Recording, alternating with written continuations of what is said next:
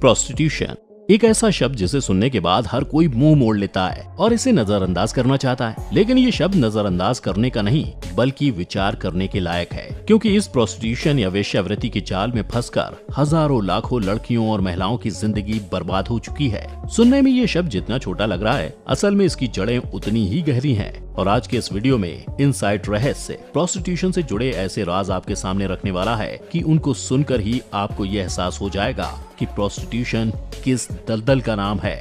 दोस्तों, आज हमारे समाज में हर दिन करीब 4 लड़कियां प्रोस्टिट्यूट बनती हैं। अपनी मर्जी से नहीं बल्कि जबरदस्ती उन्हें इस दलदल में धकेला जाता है। आंकड़े बताते हैं कि इन 4 में से 3 लड़कियों को फोर्स करके प्रोस्टिट्यूशन के इस धंधे में शामिल किया जाता है। हमारे देश में शिक्षा, चिकित्सा जैसी व्यवस्थाएं भले ही चरमरा रही हों, लेकिन वेश्यावृत्ति ने देश को एक अलग ही पहचान दिलाई है। और ये सब हम अपने मन से नहीं कह रहे, बल्कि रिपोर्ट्स और डेटा के बेसिस पर कह रहे हैं। इन रिपोर्ट्स के अनुसार एशिया का लार्जेस्ट रेड लाइट एरिया सोनागची हमारे देश भारत में ही मौजूद है।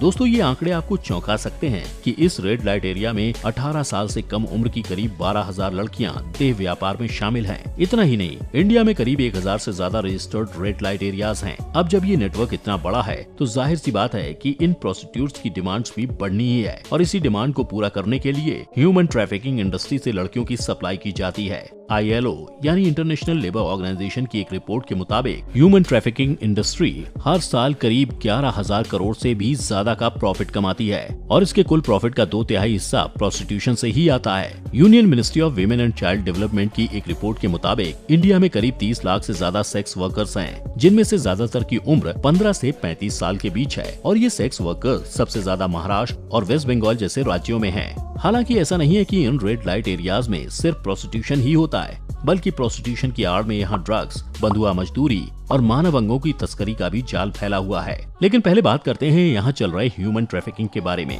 NCB यानी नेशनल क्राइम ब्यूरो की एक रिपोर्ट के मुताबिक करीब 95% विक्टिम्स को फोर्सफुली प्रोस्टिट्यूट बनाया जाता है। एक इंटरनेशनल न्यूज एजेंसी की स्टडी के मुताबिक भारत में करीब 2 करोड़ से ज्यादा कमर्शियल प्रोस्टिट्यूट्स हैं। क्या अनुमान लगा पा रहे हैं आप कि ये आंकड़ा कितना ज्यादा बड़ा है? लेकिन अब सवाल ये उठता है कि आखिर ये ह्यूमन ट्रैफिकर्स इन्हें लाते कहाँ से हैं? तो दोस्तों, ये जो ह्यूमन ट्रैफिकर्स होते हैं वो अपने इस घिनौने काम को अंजाम देने के लिए समाज के सबसे निचले तबके को अपना टारगेट बनाते हैं। दलित, छोटी जनजातियां और ग्रामीण इलाकों की लड़कियां मुख्य तौर पर इनके निशाने पर होती हैं।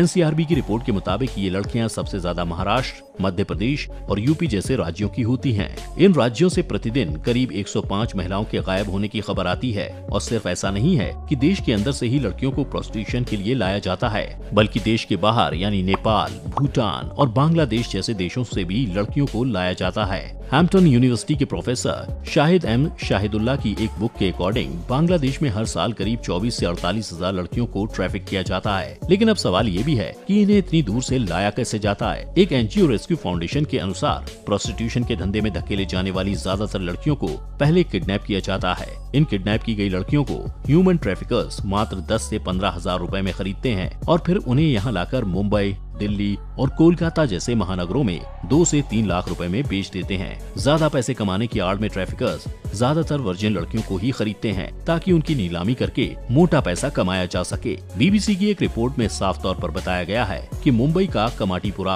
अपने वर्जिन लड़कियों की सेल के लिए दुनिया में सबसे ज्यादा फेमस है। जैसे ही इन लड़कियों को बेचा जाता है, उसके बाद ये सीधे रेड लाइट एरियाज में पहुंचा दी जाती हैं, और वहां से शुरू होती है इनकी नरक से भी बदतर जिंदगी।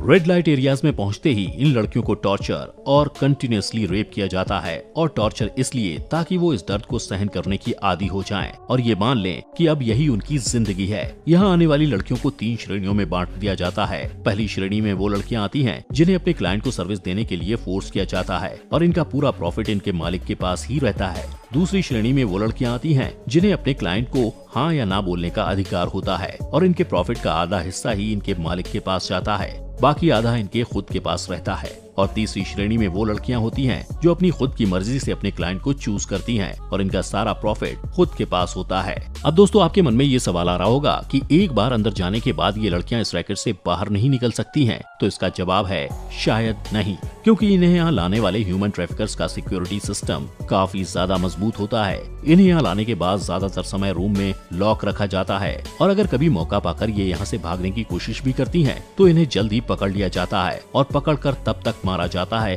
जब तक वो बेहोश ना हो जाएं, और कभी कभी तो इन्हें मार भी दिया जाता है। इसी डर से यहाँ से कभी भागने का ट्राई नहीं करती और इस प्रोस्टिट्यूशन को ही अपनी जिंदगी मानने लगती हैं। और अगर कोई पीड़िता यहाँ से बचकर पुलिस स्टेशन पहुँच भी जाती है तो पुलिस भी इन सेक्स रैकेट के मामलों में कोई खास कार्रवाई नहीं करती। उल्टा कई बार कुछ ऐसे मामले सामने आए हैं जब पुलिस वालों को ही सेक्स रैकेट चलाने का दोषी पाया गया था। साल 2012 में एमपी पुलिस ने कांस्टेबल निखिलेश ठाकुर और एएसआई मेघराज श्रीनील को एक सेक्स रैकेट चलाने के अपराध में गिरफ्तार किया था। इन सब के अलावा हमारी सोसाइटी भी प्रोस्टिट्यूशन के दलदल में फंसी लड़कियों को यहाँ से ना निकलने का एक मेन रीजन है, क्योंकि उन्हें पता है कि हमारा समाज ऐसा है कि अगर वो वहाँ जैसे तैसे करके निकल भी गयी तो ये उन्हें कभी एक्सेप्ट नहीं करेगा, कोई उनकी मजबूरी को नहीं समझेगा। इसलिए वो चाहकर भी इस दलदल से बाहर निकलने की कोशिश नहीं करती हैं। अब बात करते हैं इन सेक्स रैकेट्स की आड़ में चल रहे ड्रग्स, बंधुआ मजदूरी और मानव अंगों की तस्करी जैसे काले धंधों की। तो दोस्तों, इन रेड लाइट एरिया में रह रही लड़कियों को जब भी पैसों की जरूरत पड़ती है तो ये अपने मालिक से लोन ले लेती हैं, और जब ये पैसा नहीं चुका पाती हैं तो इनकी कई पीढ़ियों को बंधुआ मजदूर के तौर पर काम करके ये पैसे चुकाने पड़ते हैं। इतना ही नहीं, यहाँ रहने वाली प्रोस्टिट्यूट्स में से करीब 22.5% सेक्स वर्कर्स पाउडर और नमक जैसी चीजों से एडिक्टेड हैं। वहीं लगभग 75% सेक्स वर्कर्स गुटखा और सिगरेट जैसी चीजों से एडिक्टेड हैं। दोस्तों, इन सेक्स रैकेट्स को चलाने में कई नामी गिरामी हस्तियों के साथ साथ बॉलीवुड और हॉलीवुड भी शामिल है। जी हाँ, बॉलीवुड और हॉलीवुड भी, क्योंकि ऐसे कई केस सामने आ चुके हैं जब बड़े बड़े लोग इन सेक्स रैकेट्स को चलाने के आरोप में गिरफ्तार हुए हैं। साल 2018 में मुंबई क्राइम ब्रांच ने सलमान खान की फिल्म ट्यूबलाइट की कोरियोग्राफर रह चुकी 56 साल की एग्नेस हैमिल्टन को ग्लोबल प्रोस्टिट्यूशन रैकेट चलाने के अपराध में गिरफ्तार किया था। इतना ही नहीं, सितंबर 2020 में इंदौर के एक पुलिस स्टेशन में कुछ लड़कियों ने रिपोर्ट दर्ज करवाई थी जिसमें बताया गया था कि कैसे मॉडलिंग के नाम पर उन्हें प्रोस्टिट्यूशन के धंधे में धकेल दिया गया था। ऐसी ही कुछ घटनाएं कोलंबिया की एक star Liliana Del Carmen Campos Piolo के नाम के साथ भी जुड़ी हुई हैं, जिन्हें साल 2018 में इंटरनेशनल प्रोस्टिट्यूशन रैकेट चलाने के आरोप में गिरफ्तार किया गया था। साल 2020 में बॉलीवुड के कास्टिंग डायरेक्टर नवीन कुमार प्रेमलाल आर्या को प्रोस्टिट्यूशन रैकेट चलाने के आरोप में अरेस्ट किया गया था। यानी इसका एक सीधा सा मतलब ये भी है कि जो लड़कियां बाहर से नहीं आती उन्हें बॉलीवुड जैसी इंडस्ट्री से यहाँ लाया जाता है।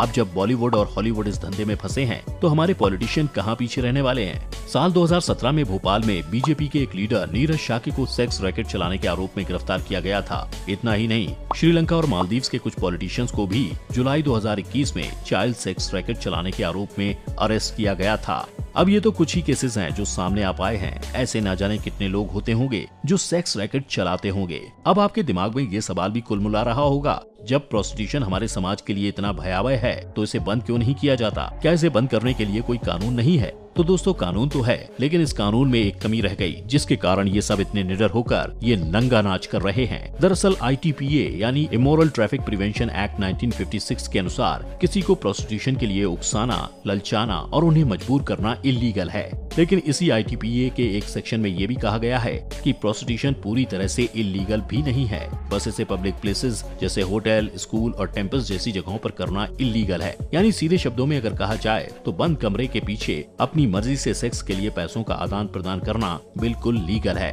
और इसी कमी का फायदा उठाते हैं ये ट्रैफिकर्स। हालांकि इस कमी से मासूम विक्टिम्स को बचाने के लिए सरकार ने कई योजनाएं चलाई हैं, जैसे उज्ज्वला, अ कम्प्रहेंसिव स्कीम। इस स्कीम के तहत ट्रैफिकिंग और कमर्शियल सेक्सुअल एक्सप्लॉयटेशन का शिकार हुई महिलाओं को रेस्क्यू कर समाज में पुनः उनकी उन्नति के प्रयास किए जाते हैं। ऐसी ही और भी कई योजनाएं सरकार के द्वारा चलाई गई हैं, जिसमें प्रोस्टिट्यूशन के दलदल में फंसी महिलाओं की जिंदगी को सुधारा जा सके, वरना प्रोस्टिट्यूशन का ये दलदल न जाने कितनी मासूम लड़कियों को अपने जाल में फंसाकर उनकी जिंदगी को बर्बाद कर देगा। क्योंकि कहने को तो भले ही देश में 1000 रेड लाइट एरियाज हैं, पर असल में इनकी संख्या कागजों में दिख रहे नंबर से कहीं ज्यादा है। दोस्तों, कानून होने के बावजूद ये क्राइम इतना ज्यादा बढ़ रहा है, तो क्या प्रोस्टिट्यूशन को इंडिया में कम्प्लीटली बैन नहीं कर देना चाहिए? अपनी राय हमें कमेंट बॉक्स में जरूर बताएं। बाकी आज के लिए बस इतना ही, मिलते हैं एक नए वीडियो के साथ। तब तक के लिए खुश रहें, मस्त रहें, भगवान करे आप सभी का दिन शुभ हो।